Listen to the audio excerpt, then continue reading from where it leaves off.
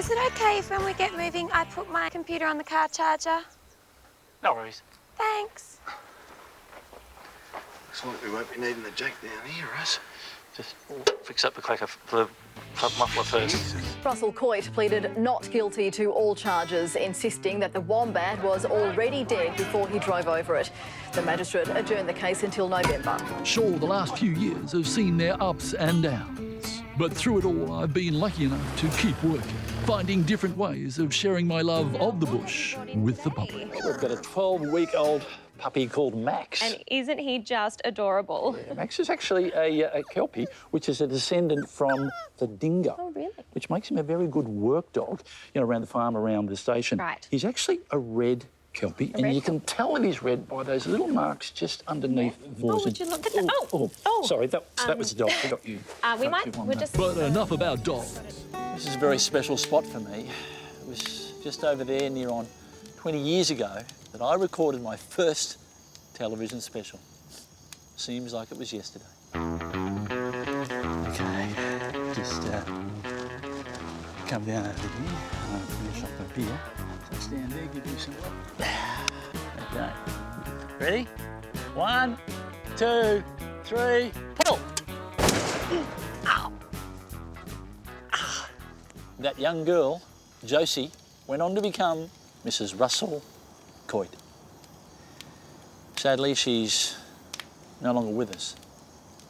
She moved to Sydney with an architect, Graham Ellis, I think his name was. Yeah. One of those triathletes. He's got a running machine in his lounge room. I mean, you want to go for a run, go out the front door. Absolutely ridiculous. She still loves me, you know. I mean, she sent me a birthday card a couple of years ago. Got it here. Have a look at this. Russell, birthday wishes, Josie. And that's a kiss just there. Oh, yeah. She's going to want to come back to me one day. She's going to come to her senses, and I'm not going to be there for her. I will have moved on. Absolutely incredible. Of course, Josie, if you are listening, I'm more than happy to speak to you. Still enough living in the past. I'm sure Josie's happy with her new man and I've moved on. What are you doing? It looks like that thing, what's it called, where you fix your tummy muscles, you know? Pilates? Pilates. Yes. Whatever they're doing up there, we're trying to work it out. Looks like he's peeling for a wicket. What is he doing? Back up. Ben, you should really put a shirt on. It gets pretty hot. Oh, it's good. I'm fine. It should be slip-slopping and slapping, okay? Sure. Yeah. Ben's got a good body and he does a few yoga moves. But there's no need to go around advertising the fact. You know, in the right light, we can all look good.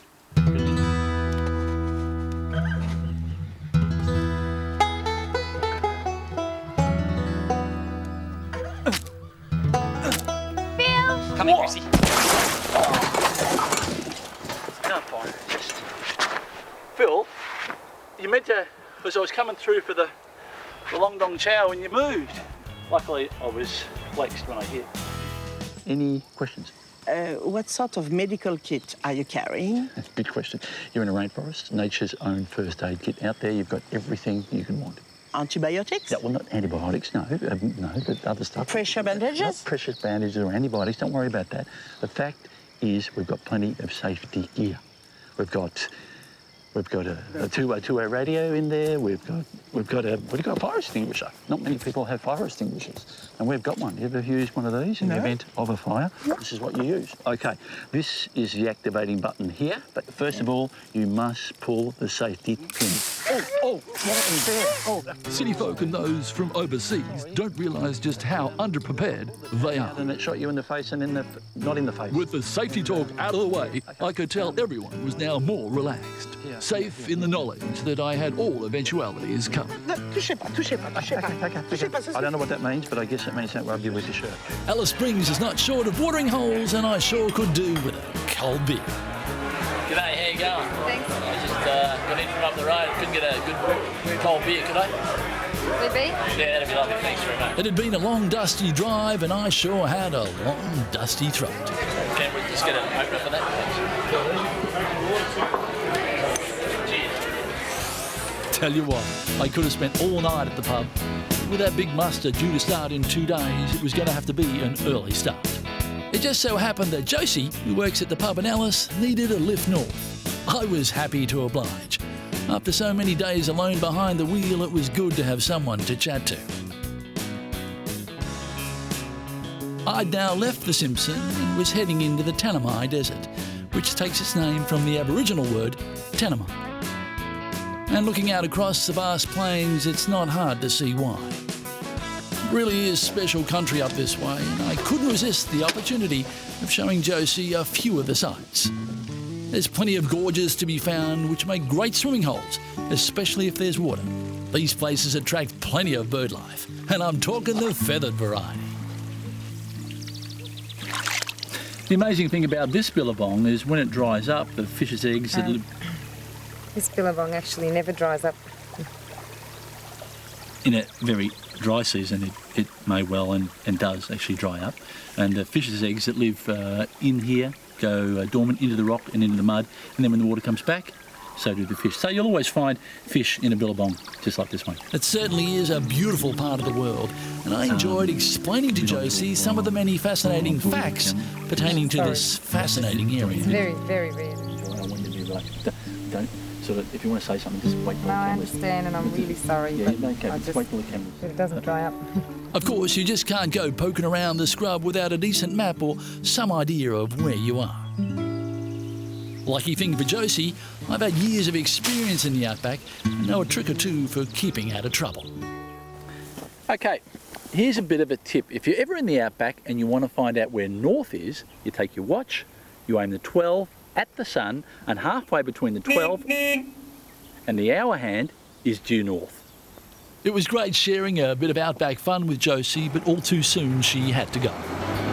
Somewhere. Aussie Adventures. Fact is, I've seen more accidents out here than most people have had hot dinners on the fingers of one hand. And if you don't believe me, take a look at this. Russell Coight. Hey, Master. Russell Coight. Alex. Looks like you're going nowhere fast. She's in pretty deep. Why don't I see if I can help you out? Bombed. These girls weren't just in deep sand, they were in deep trouble. Miles from anywhere, no recovery gear, and with night fast approaching, this was the perfect storm. Only it's not perfect, and there's no sign of rain. I had to act fast. A survival situation such as this calls for decisive action, and it doesn't get much more decisive than a snatch strap and a healthy dose of diesel power. We'll have you out in a sec, girls. If I had $1 for every time I've had to pull someone out of the bog, these girls have no idea. They come into the outback without a four-wheel drive or a decent winch, then they think they can just dial up roadside assist. This is the outback. It doesn't work like that. You either come with the right gear or you don't come into the outback without the right gear. I've got the right gear. Looks like it's showtime. Stand clear, girls.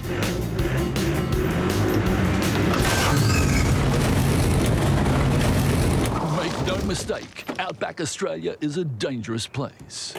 Out here, survival skills are not just essential, they're a must. These ladies were tourists from down south, travelling through to the Cape. Naturally enough, we got chatting. Turned out they were looking for a lift north. And what better way to end this Aussie odyssey than by helping out a couple of likely lasses. These girls were keen. That very same afternoon, we headed off. No, that's fine. You got boyfriends back in the big city, have you? No. And in no time, we were getting on like a house on fire. Well, how far do you go? I mean, up the... After so many days alone on the road, it was good to have some company. And the girls were quick to test my local knowledge. Hey, do you know any good places around here to go for swimming? A swim? Yeah. That'd be fantastic. What, all three of us together? Yeah. Remote beaches are my specialty, and in no time I found a turn-off and headed down a four-wheel drive track to a secluded little spot where no one would bother us. Okay, last one in, right there. Time for some action.